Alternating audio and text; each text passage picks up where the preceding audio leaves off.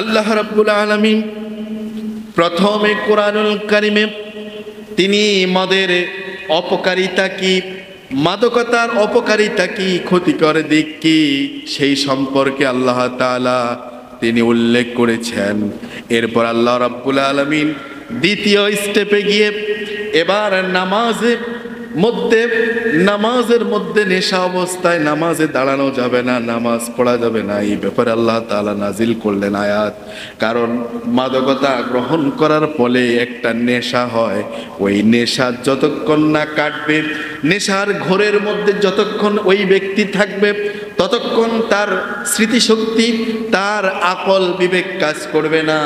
এজন্য আল্লাহ রাব্বুল আলামিন সালাতের সময়ে মদ পান করা হারাম ঘোষণা করে আল্লাহ তাআলা কোরআনের সূরা নিসার 43 নম্বর আয়াত আল্লাহ রাব্বুল আলামিন বলছেন, ইয়া আইয়ুহাল্লাযীনা আমানু লা তাকরাবুস সালাতা ওয়া আনতুম সুকারা হাত্তা তা'লামু মা তাকুলুনা।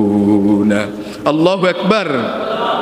আল্লাহ রাব্বুল আলামিন বললেন, ইয়া আইয়ুহাল্লাযীনা আমানু, হে ঈমানদারগণ, লা তাকরাবুস সালাতা, তোমরা নামাজের ধারে কাছে যেও না, নামাজের কাছে যেও না, ওয়া আনতুম সুকারা হাত্তা তা'লামু মা তাকুলুনা, যতক্ষণ না তোমরা যে নেশাগ্রস্ত হয়েছো, নেশা অবস্থায় ওই নেশা তোমাদের ভিতরে যতক্ষণ থাকবে ততক্ষণ তোমরা নামাজ পড়তেও যেও না, নামাজও দাঁড়াবে না। কারণ এই নেশা ততক্ষণে কাটবে।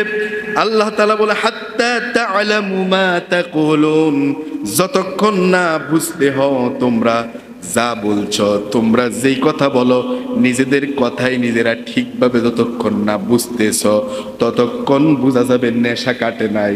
আর নেশা না যতক্ষণ না কাটবে ততক্ষণ পর্যন্ত তোমরা নামাজের ধারে কাছে যেও না। লা তাকরাবুস সালাহ। আমার প্রিয় ভাইয়েরা, এই আয়াতটা নাজিল হওয়ার একটা প্রেক্ষাপট আছে। এই আয়াত যখন নাজিল হয়েছে, সূরা নিসার 43 নম্বর আয়াত যখন নাজিল হলো, একজন ব্যক্তি মদ্যপ অবস্থায় ছিল। মদ্যপ অবস্থায় নামাজের সময় হলে নামাজ আদায় করতেছে। লোকটা মদ পান করার পর নামাজ আদায় করতেছে। এরপর যখন সূরা তেলাওয়াত করতেছে, সূরাতুল কাফিরুনটা তেলাওয়াত করতেছে, কুল ইয়া আইয়ুহাল কাফিরুন লা আ'বুদু মা তা'বুদুন। পারেন না আপনারা?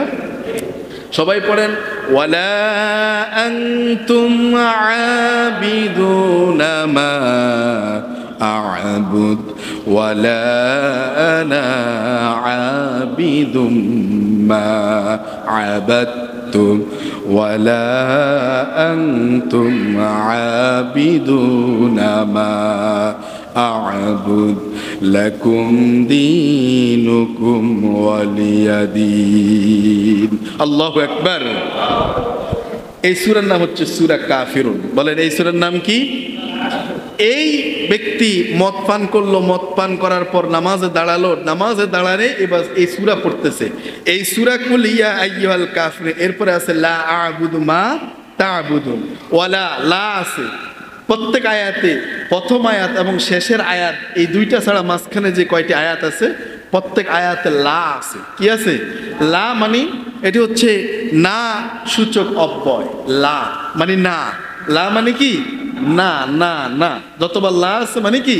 না।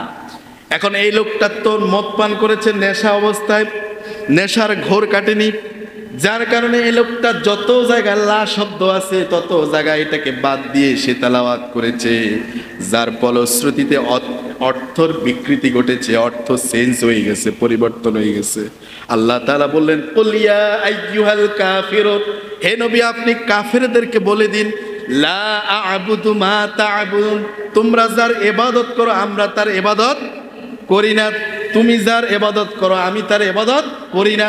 কিন্তু লোকটা তেলাওয়াত করতেছে, কুল ইয়া আইয়ুহাল কাফিরুন আ'বুদু মা তা'বুদুন, অর্থ দাঁড়াইছে তোমরা যার ইবাদত করো আমিও তার ইবাদত করি। কাফেররা যার যেই প্রতিমার ইবাদত করে, অর্থ দাঁড়িয়েছে উনিও সেই প্রতিমার ইবাদত করেন। তাহলে অর্থের বিকৃতি হয়েছে, অর্থের পরিবর্তন হয়ে গেছে, তাওহীদ বিরোধী হয়ে গেছে। আসলে লোকটা ইচ্ছা করে বলে নাই, মদ পান করেছে একটু আগে, নামাজে দাঁড়িয়ে গেছে, মদের নেশা কাটেনি, যার কারণে কোরআনে আয়াতের অর্থের মধ্যে শব্দের মধ্যে পরিবর্তন আসছে।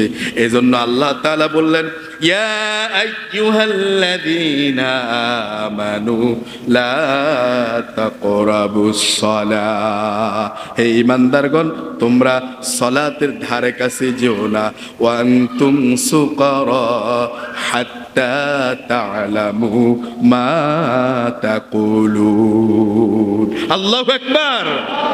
আল্লাহ তাআলা বললেন, যতক্ষণ না তোমরা নিজেরাই নিজেদের কথা বুঝতেছো, কি পড়তেছো, কি তেলাওয়াত করতেছো, তোমাদের শব্দগুলো কি হচ্ছে, অর্থ কি দাঁড়াচ্ছে, এই সেন্সটা তোমাদের নাই, যতক্ষণ এই পর্যন্ত এই সেন্সটাই না আসবে ততক্ষণ তোমরা নামাজ পড়ার দরকার নাই, কারণ তোমরা নেশাগ্রস্ত হয়েছো। আমার প্রিয় ভাইয়েরাও, এই আয়াতের একটা শানে নজুল আছে।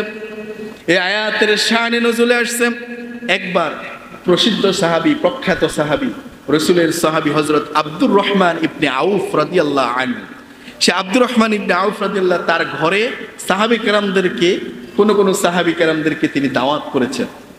আমরা অনেক সময় অনেক লোকদেরকে, অনেক আলেম ওলামাদেরকে, হুজুরদেরকে দাওয়াত দেই না, দাওয়াত দিয়েছেন। হযরত আব্দুর রহমান ইবনে আউফ এরকম হযরত আলী রাদিয়াল্লাহু আনহুকে দাওয়াত দিয়েছেন, এবং অন্যান্য সাহাবীদেরকে, কয়েকজন সাহাবীদেরকে তিনি দাওয়াত দিয়েছেন। এখন দাওয়াত দেওয়ার পর খাওয়া দাওয়া হয়তো নাকি, হুজুরদেরকে দাওয়াত দেন, বিভিন্ন সামাজিক নেতৃবৃন্দ, রাজনৈতিক নেতা, বিভিন্ন মানুষকে বা আপনজনকে, আত্মীয়স্বজনকে দাওয়াত করেন না, দাওয়াত করলে তাদেরকে বাসায় নিয়ে কি করেন, খাবার দেন। খাওয়া দাওয়া শেষ, এরপরে আমাদের সমাজে পান, আমাদের সমাজে চা, রং চা, দুধ চা বা অন্য কিছু, কফি বা অন্য কিছু রাখে, বা ফল ফ্রুট কিছু দেয়, তাই নাকি? খাওয়া শেষে তখন শরাব, মানে কি, মদ। কি বলো, কথা বলেন, কি খাওয়া শেষে কি, মদ। কারণ তখনও মদ নিষিদ্ধ করা হয় নাই, আল্লাহর বিধান তখনও মদ হারাম হয় নাই, সাহাবে কেরামরা এটা খেতেন। এখন আব্দুর রহমান ইবনে আউফ তার ঘরে সাহাবেদেরকে দাওয়াত দিলেন, আর হযরত আলী রাদিয়াল্লাহু আনহু সেই দাওয়াতের একজন মেহমান। তিনারা সবাই খাওয়া দাওয়া শেষে শরাব পান করলেন। কি করলেন? শরাব পান করলেন, মদ পান করলেন। এখন তো তাদের নেশা, এখন তাদের কি নেশা, নেশা অবস্থায় এবার দেখা গেল মাগরিবের আজান হয়ে গেল, মাগরিবের ওয়াক্ত হয়ে গেছে, আজান হয়ে গেছে। এবার খুব বেশি একটি দেরি করার সুযোগ নাই। আমার প্রিয় ভাইয়েরা, যখন আজান হয়ে গেছে, নামাজের সময় হয়ে গেছে, এবার ওই দাওয়াতি মেহমান সবাই এবার নামাজের জন্য, মাগরিবের নামাজের জন্য দাঁড়ালেন। ইমাম হিসেবে তাদের ইমামতির জায়গায় হযরত আলী রাদিয়াল্লাহু আনহুকে ইমাম বানালেন। হযরত আলী রাদিয়াল্লাহু আনহু ইমামতিতে লোকেরা, সাহাবে কেরামরা নামাজ পড়তেছেন। হযরত আলী রাদিয়াল্লাহু শরাব পান করেছেন, যার কারণে তার নেশার ঘোর এখনো কাটেনি।